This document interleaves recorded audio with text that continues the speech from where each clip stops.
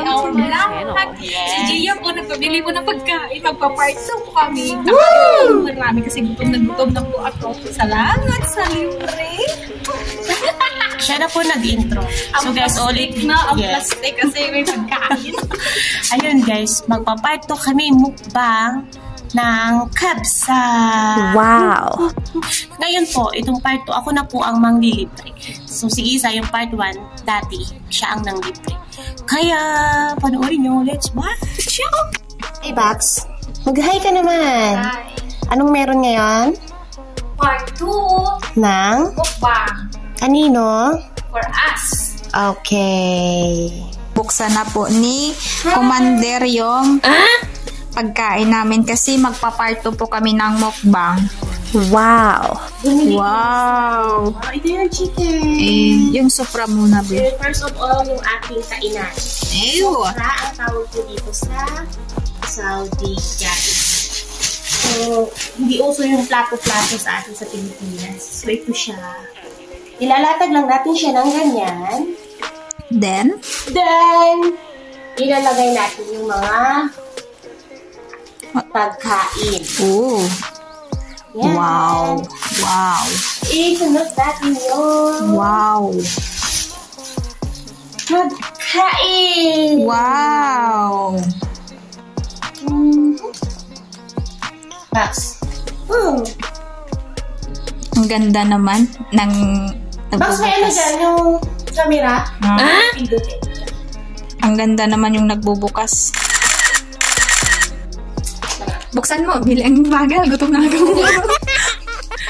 Ang daming kanin, guys. Dalawa lang kaming kakain yan, guys. So, teka lang. Ilalabas muna natin ito, guys. Actually, guys, nahugas ako ha. Sa kaalaman nyo. At kami naman po kakain. Ayan yung ating chicken. Wow! Wow. Ngayon, hindi pa natatapos ang lahat. Ayusin natin yan ngayon. Ilalagay natin dito. Yan. At ibababa yung kanin kasi ngay nagmumukbang kami. Ayan. Ilalagay natin yung mga picado. Videographer lang muna ako ngayon. Ayan.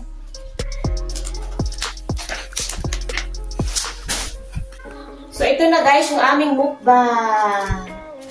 Box. Siyempre, may pantulak tayo. Malamang, babiluukan tayo niya. Tayong Pepsi. So, ayan. Ito po ay sa nagmamaniho. Ibibigyan natin yun. And thank you. Opo. Nakita ko siyang ganda ko dun sa camera. Nabulok. Wow! Ano? Ito na guys, meron tayong pantulak. Woo! At ayun na nga guys, kain na ng ating guest sa pangalawang mukbang namin ni Isa na kabsa from restaurant. Ito po yung aming pantulak. Wow! Para ganahan tayo. Guys, kain na tayo. Kain guys, kain po, kain. Sarap. Talaga, sinabi yung talaga sa'yo.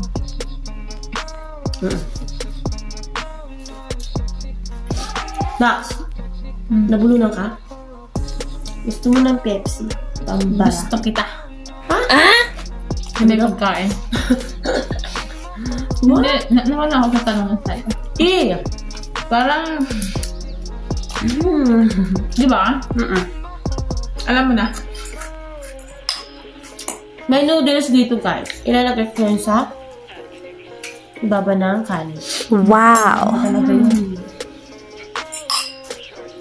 Hindi ba guys ha? Ngayon, Parang pumasok yung kanin sa ilong ko. guys, napapansin nyo, nung yung part 1 ng aming mukbang ng Piswari, kami ay nabusog. Salamat sa Diyos.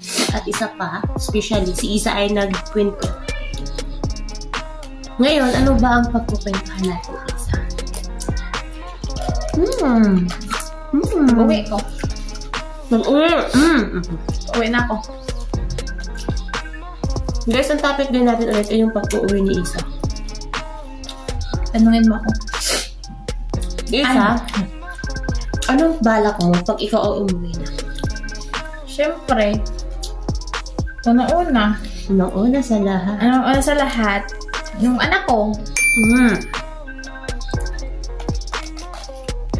Ano ba? So, guys. Guys, alam mo, dati hindi to ganyan minded. Innocently ako, hindi ko alam kung saan siya nagmana. Ngayon guys, alam mo yung sibuyas, sa atin hindi naman tayo kumakain ng hilaw. Alam ko sa ibang tao, pero sa akin tsaka Isa, hindi kami kumakain. Ngayon, nung nandito sa Saudi, sibuyas na hilaw, pinakain na. Sarap, sobra. Woo! Tsaka yung Gerger. May tanong ako sa'yo. In the future, ilang anak gusto mo? Ano lang, hanggang 3 lang yung pangarap ko. Wow!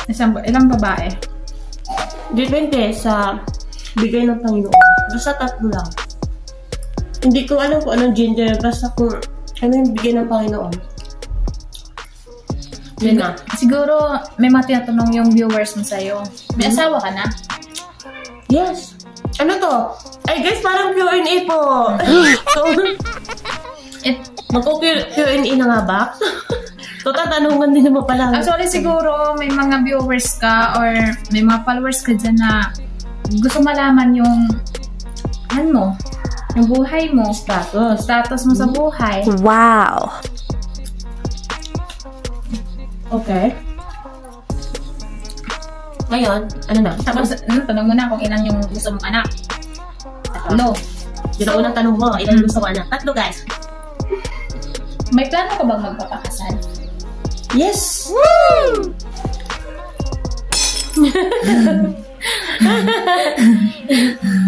Ang sagot talaga guys. Yes. Hindi pinag-isipan.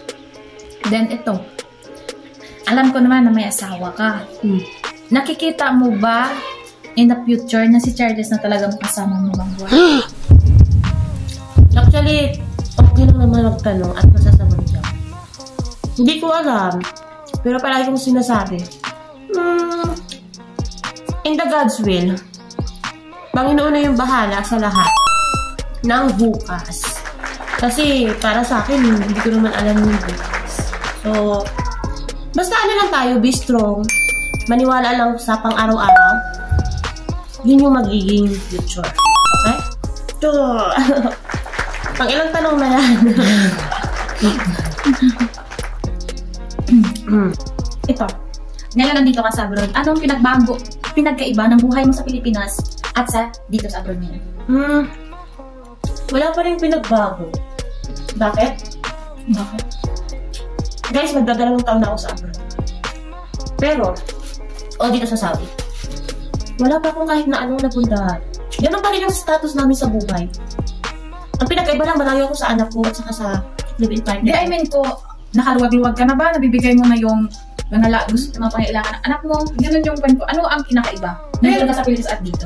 Ang sagot ko pa rin, ganun pa rin. Pero ang ganun pa rin, ang dagdag lang na parang kunting pinagbago ay yung lumalaki yung anak ko na pag may hinihingi na ibibigay ko siya.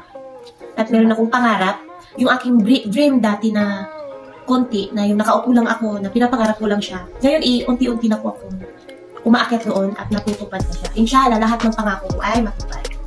Yun yung pinagbago konti, yung mga dreams na unti-unting. Kasi doon dati sa Pilipinas, nakapan ka lang, nag-aantay ka lang na bigyan ka ng asawa mo lang ganyan. Ngayon, ikaw na yung nag-provide ng pangailangan nila. Well, actually, the truth is, kaming mag-live-in o mag-asawa, hindi kami umaasa sa isa't isa. Bakit? Pero kaming may trabaho.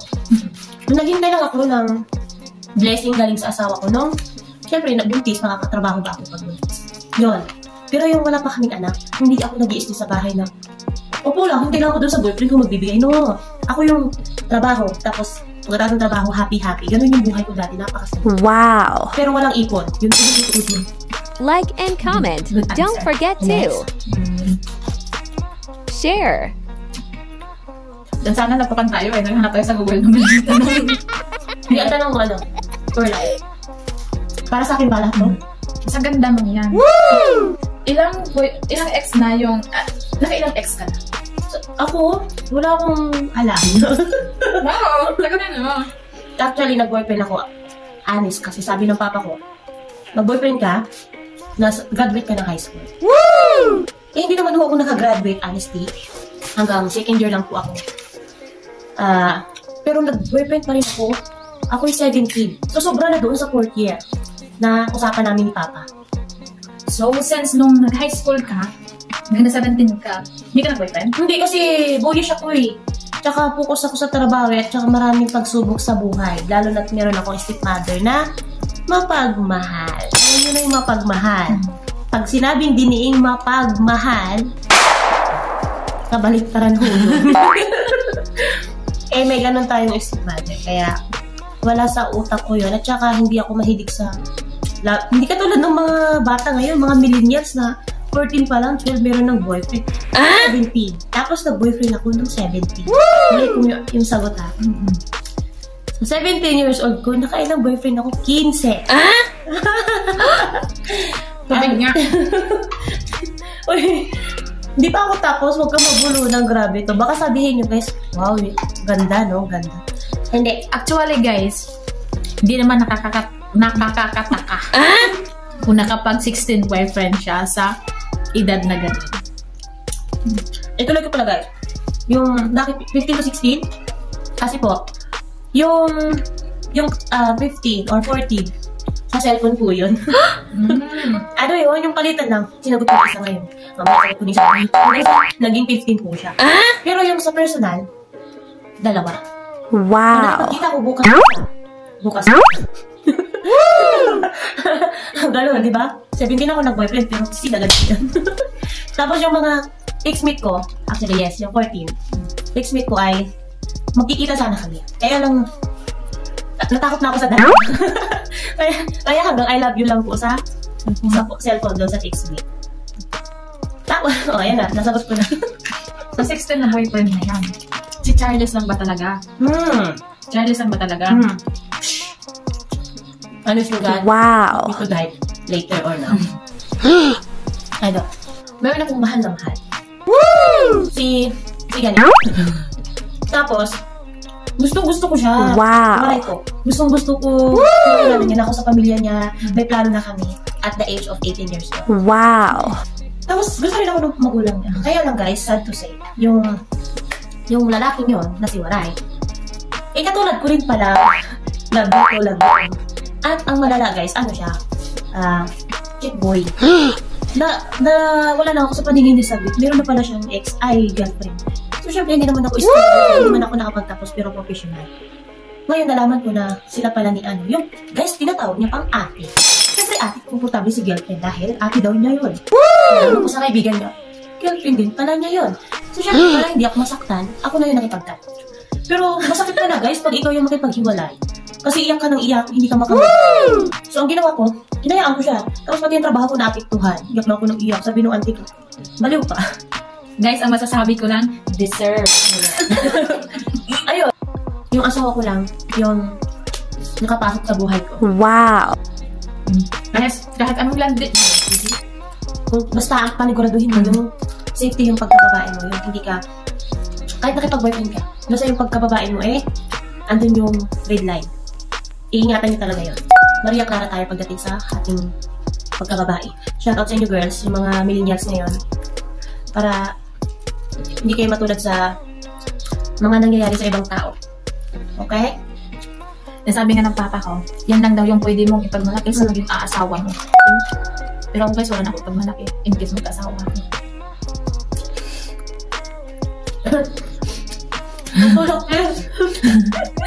Ay, pagmamalaki ko na lang yung pagmamahal ko. Medyo, hindi dapat ikahiya o kung wala ka na ipagmalaki. The point is, pagsubok mo yun sa buhay. And you already accepted. Kaya pagmamalaki mo na yung anak. Wala. So yung pagkababae, ano na yun? Karanasan na kahit kailan ay hindi na may babalik. So focus on the currently situation. And kung magkaroon ka man ng boyfriend box, you always make sure that guy is suitable to your heart. Or doon sa taste mo. At siya talaga ay responsable at karapat-dapat sa'yo. At yung anak mo ay, mamahalin niya. Tanggap baga. Ayan. To watch more, subscribe.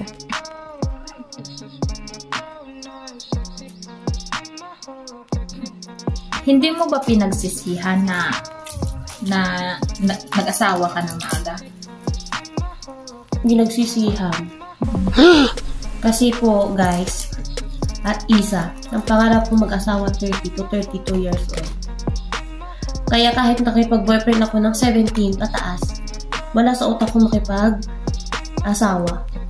At nag-connect dun sa love namin. Kaya lang, gano'n talaga ang buhay. Hindi nasusunod minsan yung mga gusto natin. O yung mga dreams natin na maging. Ngayon guys, yung ating kasama si Isa, na aking guest sa aking pinamukbang for today, ay inutusan ng alaga niya magluto ng Indomie. Ngayon guys, yung ating mga tinatalakan o pinag-uusapan namin ni Isa ay about for my past. Na kung sino, anong meron, anong naganap, at kung ano na yung pinagbago. Thanks for watching.